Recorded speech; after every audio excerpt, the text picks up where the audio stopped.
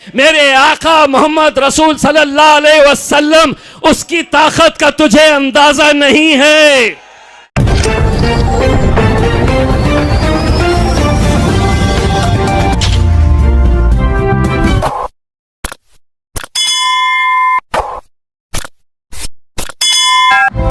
मैं हूँ रियाज शाह और आप देख रहे हैं स्टार न्यूज मालेगांव चैनल। आइए नजर डालते हैं कुछ खास खबरों। मेरे आका मोहम्मद रसूल सल्लल्लाहु अलैहि वसल्लम, उसकी ताकत का तुझे अंदाजा नहीं है। तेरा मेरा रिश्ता क्या, ला इलाहा इल्लल्लाह। तेरा मेरा रिश्ता क्या, ला इलाहा इल्लल्लाह।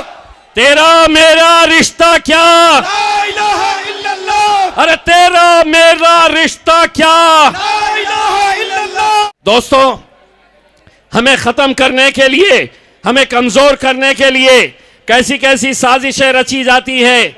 आप इस बात का गवाह होंगे कि जब हमारे नबी करीम सल्लल्लाहु अलैहि वसल्लम के खिलाफ किसी ने गुस्ताखी की तो महाराष्ट्र के तमाम मुसलमान लीडर्स खामोश थे, लेकिन मैंने कहा कि ठोकर मारता हूं ऐसी सियासत को कि मेरे आका के ऊपर जब बात आएगी तो चलो निकलो सड़कों के ऊपर। और कैसा काफिला निकला आपने देखे हैं हिंदुस्तान की तारीख के अंदर।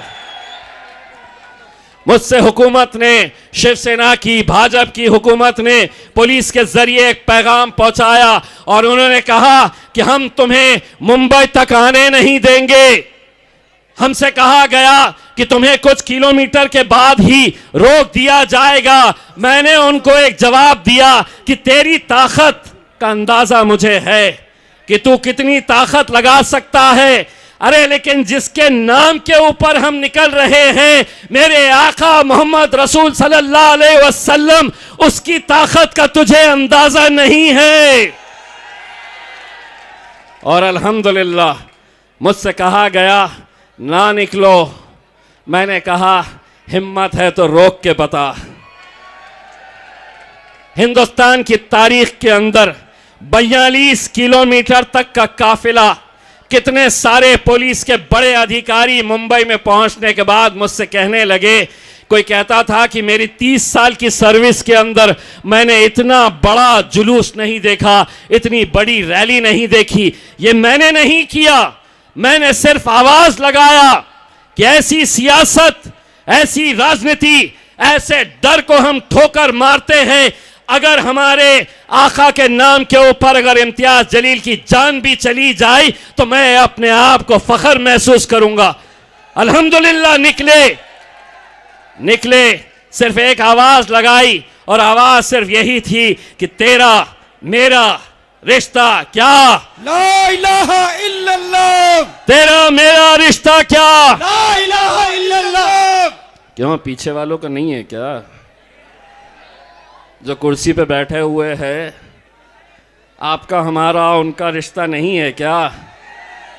बोलो जोर से, हाथ ऊंचा करके, तेरा मेरा रिश्ता क्या, ला इलाहा इल्लल्लाह। अरे तेरा मेरा रिश्ता क्या, ला इलाहा इल्लल्लाह। तेरा मेरा रिश्ता क्या, ला इलाहा इल्लल्लाह। अरे तेरा मेरा रिश्ता क्या। ला इलाहा इल्लल्लाह। सारी तकलीफ तो यही है, सारी तकलीफ किसी सियासी जमात के अंदर, किसी सियासी पार्टी के अंदर नारे क्या लगाए जाते हैं। राहुल गांधी तो बैठे हैं अपने लोग, जिंदाबाद जिंदाबाद जिंदाबाद, केजरीवाल जिंदाबाद जिंदाबाद। हमारे पास कोई नेता नहीं है, हमारे पास हमारा भाई है जिसका नाम है असदुद्दीन अवैसी। नेता नहीं है, हमारा भाई है। और हम आज अल्हम्दुलिल्लाह इतनी हिम्मत रखते हैं कि दिल्ली की सरजमीन के ऊपर आकर हम ये नारा दे सकते हैं जो कोई और नहीं दे सकता, तेरा मेरा रिश्ता क्या, ला इलाहा इल्लल्लाह। तेरा मेरा रिश्ता क्या। ला इलाहा इल्लल्लाह। बोलेंगे, डट के बोलेंगे। यही एक जमात है जिसने सिखाया है हमें बोलना। और जब से असदुद्दीन अवैसी साहब सियासी मैदान के अंदर आज कश्मीर से कन्याकुमारी तक जब बोलते हैं तो उन्होंने यही बात सिखाई है कि बोलो, हक की बात बोलो, जो नाइंसाफ़ी हो रही है उनके लिए खड़े रहो, लड़ो, उनके लिए आवाज़ दो। मैं आप लोगों से मेरे भाई, मैं हाथ जोड़कर एक भाई एक बेटे की हैसियत से मैं आप लोगों से अपील करने के लिए आया हूं। इस बार हमारा सर शर्मिंदगी से झुकने मत देना। बहुत हिम्मत करके हमने ये फैसले लिए हैं। बहुत इल्ज़ाम हम पे ऊपर लगाए जाएंगे, बहुत बातें हमसे कही जाएगी। ये इलेक्शन मेरे भाई, ये इलेक्शन महर ताहिर हुसैन का नहीं है, शादाब का नहीं है, उनकी बेटी का नहीं है। आप तसव्वुर करिए मेरे भाई, कैसे 5-5 साल बिना किसी जुर्म के साबित हुए जेलों के अंदर बंद है। आज कम से कम अगर ये जीत कर आ जाते हैं तो अगली बार जब ऐसा कोई मामला आएगा तो पुलिस खुद कहेगी, सरकार खुद कहेगी, अमित शाह, नरेंद्र मोदी खुद कहेंगे कि इनको बाहर करो, इनको जेलों में मत डालो। अगर जेल में डाले तो ये एमएलए बनकर बाहर निकलते हैं। समझो, समझो। ये समझते थे कि सिर्फ आरएसएस को दिमाग है, हमको भी है। अब हमको भी अच्छे तरीके से समझ में आता है कि क्या बोलना, कितना बोलना, कहाँ बोलना। नहीं तो आपको मालूम है ये जितने भी खड़े हैं ना लेके, ये ढूंढते रहते हैं। जब भी हम गए, असद साहब आए, तकरीर 1 घंटे की रहो, ढूंढते हैं कि 30 सेकंड का मसाला कुछ मिलता है क्या, और अगले दिन दनादन बस 30 सेकंड के वही मसाले के ऊपर चलता है। लेकिन मेरे मीडिया वाले भाइयों, मैं भी 24 साल पत्रकारिता कर चुका हूं। अब मुझे मालूम है कहाँ क्या बोलना। आधा हम बोलते, आधा पब्लिक बोलती। अब जैसा जो लोग इस मुल्क के अंदर फिजा खराब कर रहे हैं, अब हम उनके बारे में आधा हम बोलेंगे, आधा ये बोलेंगे। सभी का खून शामिल है यहाँ की मिट्टी में, सभी का खून शामिल है यहाँ की मिट्टी में।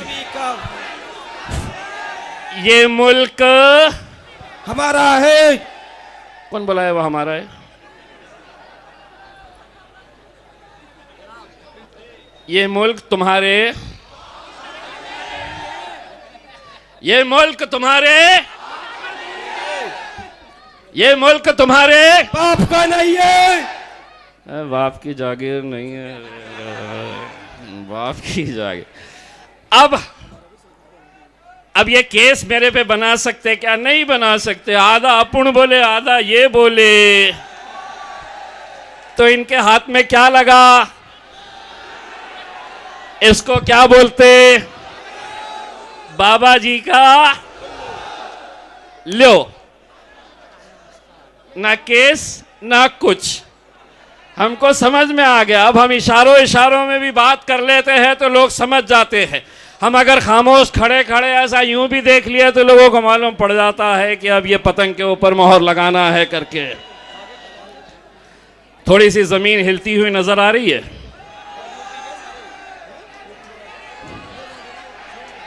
शेर की आहट सुनाई दे रही है। इस वीडियो को लाइक करें, हमारे चैनल को सब्सक्राइब कर बेल आइकन जरूर प्रेस करें। हम